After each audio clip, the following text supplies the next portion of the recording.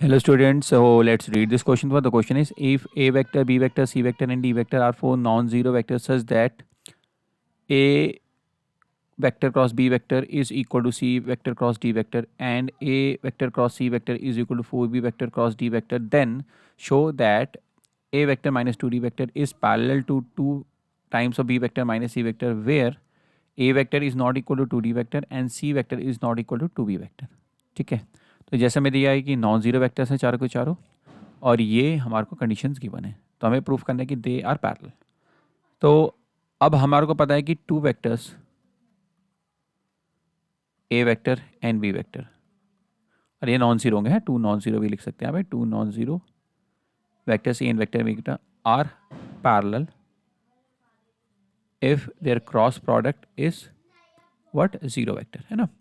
तो कंसिडर करते हैं सीधा इनका क्रॉस प्रोडक्ट, तो क्या होगा, A vector minus 2D vector cross 2B vector minus C vector. अगर ये जीरो वेक्टर हम जीरो वेक्टर प्रूफ कर पाए तो इसका मतलब ये पैरेलल हो जाएगा प्रूफ।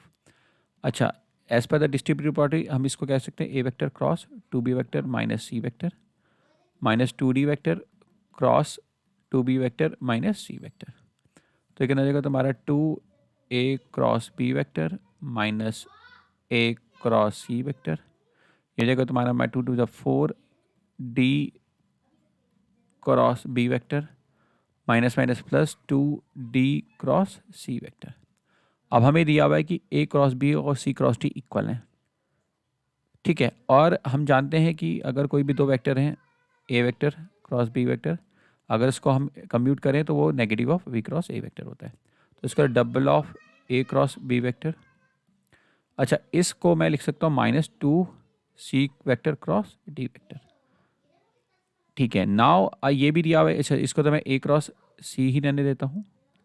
इसको मैं यहाँ पे देखिए D क्रॉस B वेक्टर है, तो जैसे ही इसको मैं इंटरचेंज करूँगा, कम्यूट करूँगा, तो जगह प्लस माइनस माइनस प्लस हो जाएगा 4B vector cross D vector हो जाएगा। तो ये दो वाली दोनों टर्म्स कैंसिल हो जाएंगी और ये वाली दोनों टर्म्स हमारी कैंसिल हो जाएंगी। क्यों हो जाएंगी? बिकॉज आपको जो गिवन कंडीशन है कि A cross B is equal to C cross D, इसकी वजह से हुआ।